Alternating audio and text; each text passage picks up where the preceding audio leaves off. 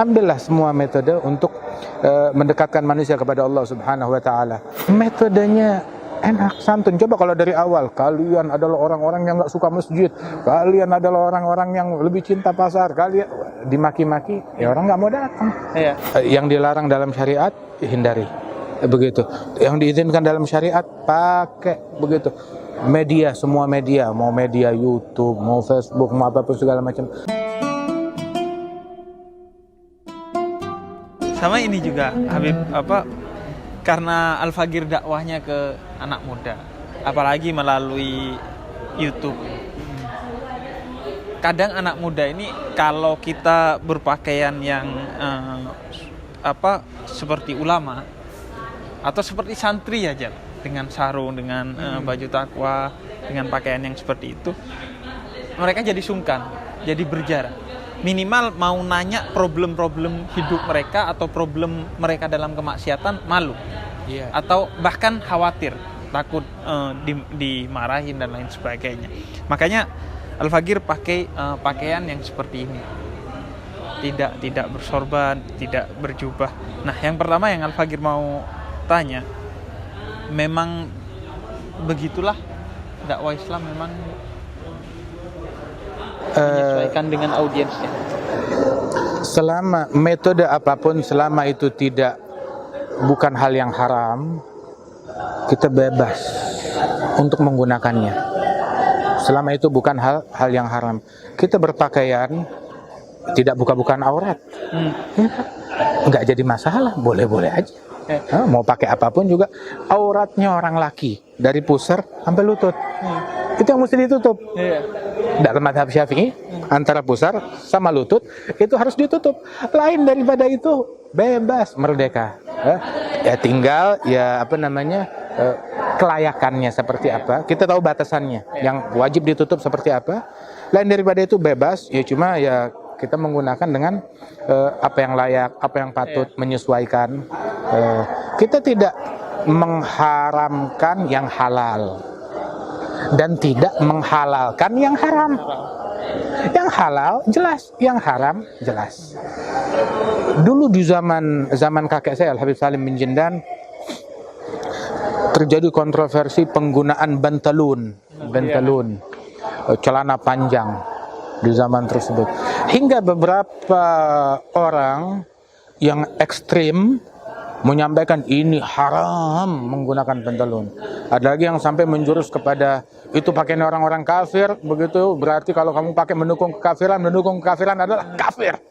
Lebih ekstrim lagi. Akhirnya kakek kita membantah hal tersebut dengan membuat sebuah kitab judulnya Dajijul Kaun min Lubsil Bantalon. Jeritan dunia, masyarakat dunia gara-gara pemakaian celana panjang. Dijelaskan semua dalil-dalilnya yang membolehkan. Dan seseorang pun juga ketika dia berfatwa nggak boleh berlebihan. Yang halal, yang haram, jangan kita mengharamkan yang halal, menghalalkan yang haram, itu satu.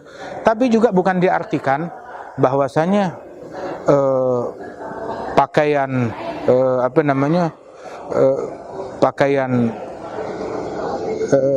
celana, kemeja begitu lebih afdal daripada pakaian sunnahnya Nabi Muhammad. Pakaian sunnah tetap itu yang paling afdal.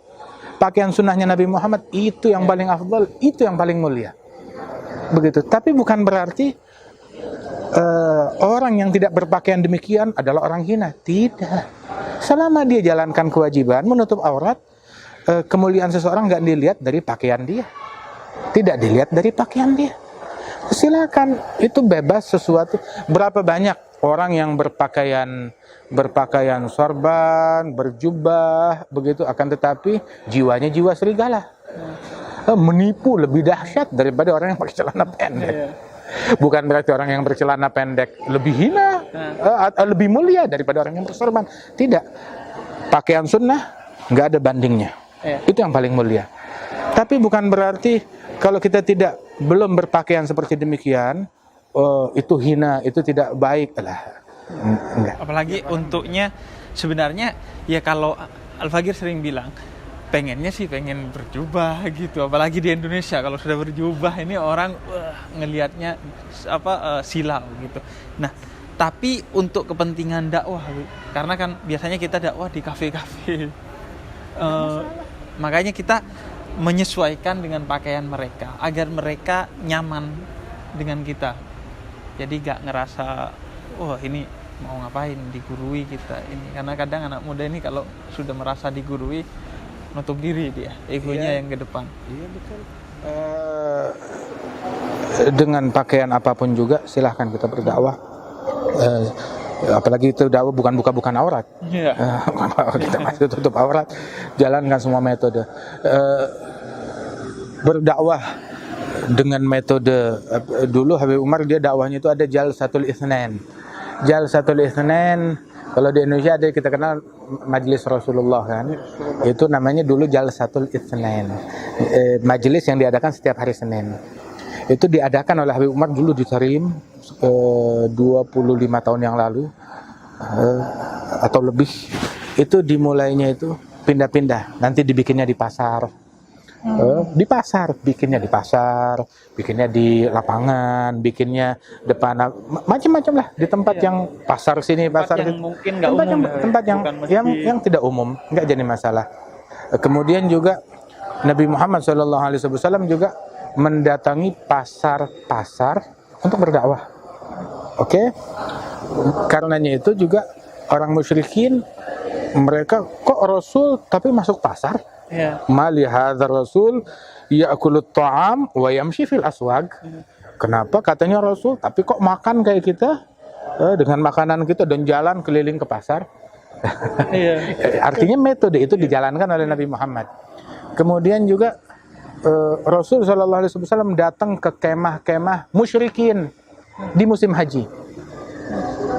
Mereka melaksanakan haji. Ajarannya Nabi Ibrahim dulu haji. Kemudian berjalannya waktu mulai terjadi pelanggaran-pelanggaran, penyimpangan-penyimpangan. Nah Rasulullah SAW mengambil kesempatan di musim haji ketika orang datang ke kemah-kemah musyrikin yang datang untuk mempromosikan Islam kepada mereka. Enggak dibilang Nabi kok kemahnya musyrikin, berarti Nabi mendukung kesyirikan. Iya, itu yang tidak, bukan mendukung kesyirikan, kagak. Justru kita mau mewarnai mereka. Ke kafe, ke restoran, ke kelompoknya mereka, ke kumpulan-kumpulan, tongkrongan-tongkrongan mereka. Silahkan. Dan mana lebih parah? Tongkrongan pemuda-pemuda muslimin tersebut atau kemahnya musyrikin? Mana lebih parah? Kemahnya musyrikin ada segala macam kejahatan yang mereka lakukan. Tapi Nabi Muhammad datang ke situ. Artinya ambillah semua metode untuk mendekatkan manusia kepada Allah Subhanahu wa taala. Dulu ada namanya ayah dari guru kami, Al-Habib Muhammad bin Salim bin Hafidh bersama guru kita Al-Habib Jailani Al-Masyhur, ini seumur. Al-Habib Mayor cerita dari Ami Jailani Masyhur, dulu mereka berdua ini jalan ke kampung-kampung. Ketika jalan ke kampung, masuk ke masjid, masjid kosong. Mana orang-orang? Orang-orang sini sekarang nggak suka masjid. Sukanya apa? Orang sukanya kalau ada pesta, ada samar, ada joget-joget, ada musik, itu suka. Oh suka begitu ya. Kamu punya gendangan di rumah? Punya. Orang kampung itu bilang, bawa sini. Akhirnya pergi keluar masjid di halaman dekat pasar situ dia bergendang. Al-Habib Muhammad bin Salim dia bergendang. Al-Habib Jailani Masyhur suaranya bagus. Dia melantunkan, bernyanyi, tapi nyanyiannya isinya doa, lantunan-lantunan yang bagus, syair-syair yang doa. Mulai orang datang manusia banyak di pasar itu, tertarik. Di kampung terpencil ada pesta, semua ngumpul, campur, laki perempuan. Sudah berjalan dibiarkan 1-2 lagu, udah gitu stop. Kenapa stop? Lanjut lagi. Kalau mau lanjut, ya jangan begini caranya. Yang laki sebelah situ, perempuan sebelah situ. Bilang siap, kamu mau apa kita turutin. Yang penting lanjut musik. Lanjut lagi musik, bergendang. Baca lagi ya Rabbi ya Alim. Sudah selesai, tahu-tahu stop. Loh, kenapa stop? Capek. Nih, sambil nunggu, abis ini kita lanjut lagi musik. Biar nih teman saya Habib Muhammad bin Salim, biar ngomong dulu sama kalian. Diajarin cara wudhu, cara sholat, disemangatin dengan untuk melakukan kebaikan. Udah gitu lanjut gosidah lagi. Itu besokannya masjid penuh. Masjid penuh. Penuh karena tepatnya metode itu. Metodenya enak, santun. Coba kalau dari awal, kalian adalah orang-orang yang nggak suka masjid, kalian adalah orang-orang yang lebih cinta pasar, kalian dimaki-maki, ya orang nggak mau datang. Iya. Tapi kalau dibawa asyik begitu kan enak. Iya. Dan itu bagian dari kerendahan hati kita ya. Kita menyesuaikan kepada mereka selama tidak melanggar syariat kita. Artinya Allah Ta'ala memberikan kemudahan, keluasan, dan jadikan segala kemudahan tersebut adalah sebagai sarana mendekatkan manusia ke jalan Allah Ta'ala. Berpakaian, silahkan berpakaian yang baik, yang santun begitu. Bisa dengan pakaian sunnahnya Nabi, silahkan. Enggak memungkinkan, enggak jadi masalah. Hal-hal yang demikian. Yang penting ketika kita ibadah kita baru kita memakai pakaian-pakaian yang sunnah, tidak sedang dalam berdakwah, tidak dibutuhkan metode untuk kita berpakaian yang seperti ini. Kita belajar kan di Safinatun Najah, di kitab-kitab, auratnya laki-laki dalam sholat apa? Iya. Kalau dia sholat cuma pakai sarung dari pusar ke lutut, sah gak sholatnya? Sah. Iya. Sekarang orang kadang pakai celana. Tapi ntar jangan dibilang begini, Jindan bilang sholatlah dengan buka baju. Ini kan zaman-zaman provokasi. Apa aja pengen digoreng, gitu. Puasa, nggak puasa aja nggak boleh ngegoreng, apalagi puasa. Gorengan boleh, ngegoreng jangan. Iya. Iya, jadi itu bagian dari ini aja untuk menarik orang ke masjid, menarik orang ke Islam. Biasanya akhirnya kalau orang udah, oh ya saya tertarik masjid, kita arahkan masjid saya seperti ini. Termasuk tadi Habib Al-Fagir juga pakai kadang teman-teman yang bisa menyanyi, dia bisa bermusik, atau yang bisa stand up comedy. Stand up comedy itu ngelawak Habib. Karena kadang Habib Al-Fagir dulu di YouTube sendiri selama 6 bulan sendiri berpenampil dengan membaca kitab, kemudian kita bacakan ayat, kita bacakan hadis, penampilan backgroundnya buku, itu yang nonton ratusan. Begitu kita ajak ini teman-teman yang mau, ayo saya pelawak, saya mau melawak di dalam koridor kita, menemani kamu sekalian belajar dalam Islam, dalam dakwah. Itu puluhan ribu bahkan ratusan ribu yang nonton. Dan kita lihat akhirnya dari komen-komennya, akhirnya banyak orang yang dia tertawa, mendapatkan hiburan, tapi juga ilmunya justru lebih gampang masuk ke dia karena dengan segala metode dan sarana yang bisa kita lakukan dalam koridor yang dihalalkan oleh Allah Subhanahu wa Ta'ala, pakai begitu.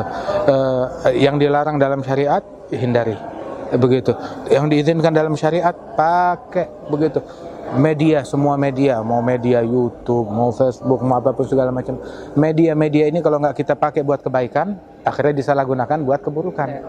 Hukuman dari Allah manakala media-media sarana-sarana ini nggak dipakai buat kebaikan, Allah memberikan hukuman dengan banyaknya keburukan pada media-media tersebut. Kayaknya jadi media itu. Iya, orang yang dakwah keburukan aja bangga di YouTube sekarang. Kok kita yang dakwah kebaikan nggak pede gitu. Ya, syukron Habib. Terima kasih Habib. Alhamdulillah banyak sekali manfaat yang kita dapatkan dari obrolannya Habib. Semoga bisa jadi keberkahan buat kita Habib. Dan mohon doanya buat teman-teman di YouTube Habib yang masih belum berjamaah sholatnya, yang masih belum ini. Yang penting kita mulai agama mudah, jangan dipersulit. Agama mudah, jangan dipersulit. Sholat 5 waktu, itu yang paling penting. Sholat 5 waktu jangan tinggal. Oh tapi tahu-tahu telat subuhnya. Ya telat subuh kapan meleknya? Godok, besok jangan telat lagi. Itu aja. Sholat 5 waktu jangan ditinggal. Kalau bisa jamaah, lebih seru lagi, lebih asyik. Ada yang nemenin. Ngopi sendirian nggak enak, begitu. Sholat sendirian juga nggak enak. Sholat rame-rame enak. Tapi kalau udah nggak ada teman, yang penting lu sholat deh, jangan nggak. Sholat 5 waktu jangan ditinggal, bakti sama orang tua, bikin baik kemana-mana. Alhamdulillah, pegang sebuah amalan, dari situ ntar menyebar ke amalan-amalan lainnya. dikit-dikit, jangan terburu-buru. Nah, akhirnya yang paling disukai oleh Allah Ta'ala bukan banyaknya, bukan drastisnya, tapi yang paling disukai oleh Allah Subhanahu Wa Ta'ala yang paling langgeng, walaupun sedikit. Pegang, walaupun sedikit istiqomah. Kalau yang wajib nggak ada kompromi, tapi yang sunnah bertahap, insya Allah kita jalankan. Insya Allah sukses terus, berkah terus, insya Allah. Nah, ini juga pelajaran YouTuber kita. Ayolah, promosikanlah Nabi Muhammad, ajarannya, sunnahnya. Ayo saudara-saudara sekalian, kali ini kita mau mempromosikan hari bersiwak sedunia. Semua menggunakan siwak. Ayo coba YouTuber kita kompak. YouTuber kita juga muslimin, orang Islam semuanya. Begitu. Ayo saudara-saudara sekalian, kami mengkampanyekan makan tangan kanan dan minum tangan kanan. Makan tapi tangan kanan. Ayo kampanye makan tapi tangan kanan. Kampanye minum tapi tangan kanan. Minum apa tapi? Jangan salah minum. Makan tangan kanan, minum tangan kanan. Kampanye mau makan, tiap makan minum kita kampanyekan baca bismillah. Hal yang simple. Pemusik kita bisa mengkampanyekan itu, pelawak kita bisa mengkampanyekan itu. Ya. Bismillah, jalankan kontribusi kita untuk Rasulullah. Paling kagak ada sesuatu, saya mau bikin sesuatu yang kira-kira Rasul senang. Ya maaf, kita udah berapa banyak kita melakukan tindakan yang Rasul nggak suka. Ya, kita tahu diri kita. Ada aja hal yang bikin hati Nabi sedih, bikin hati Nabi nggak senang, beritanya nyampe kepada beliau. Ayo bikinlah sesuatu hal yang kira-kira Rasul bakalan bangga, bakalan senang. Ya kan, kita kan kalau mau ngambil hati ibu kita, ayah kita, atau teman kita, gue baru bikin begini, gue baru bikin ini. Nah sekarang kita ambil hati Rasulullah, ya Rasulullah saya baru bikin sesuatu untuk engkau. Apa? Kampanyekan salah satu sunnahnya Nabi Muhammad. Hari ini apa, besok apa, atau minggu ini, minggu depan. Sedikit-sedikit yang penting istiqomah. Yang penting istiqomah. Dan utamanya sekarang akhlaknya Nabi krisis sekali. Itu di medsos kadang Habib, sesama santri, sesama muslim berdebat tentang hal-hal yang kecil sampai followersnya itu manas-manasin. Akhirnya ya mau menyampaikan ilmu tapi akhlaknya copot. Itu dia. Jadi berantem, jadi berkelahi begitu. Di halamannya orang. Di kolom komennya orang lain. Jangan debat, udah jangan saling berdebat. Ambil ilmu, manfaatin, ambil yang terbaik, insya Allah. Terima kasih Habib, syukron. Itu hasil obrolannya teman-teman, banyak sekali yang bisa kita dapat dan semoga jadi menjawab pertanyaan beberapa teman dan menjadi pegangan buat teman-teman untuk tadi. Mari kita bukan hanya tugasnya habaib, bukan hanya tugasnya santri, bukan hanya tugasnya ustadz yang mendakwahkan Islam, tapi kita semua dakwahkan apa yang disukai Nabi agar kita dicintai oleh Nabi Muhammad. Assalamualaikum warahmatullahi wabarakatuh. Assalamualaikum warahmatullahi wabarakatuh.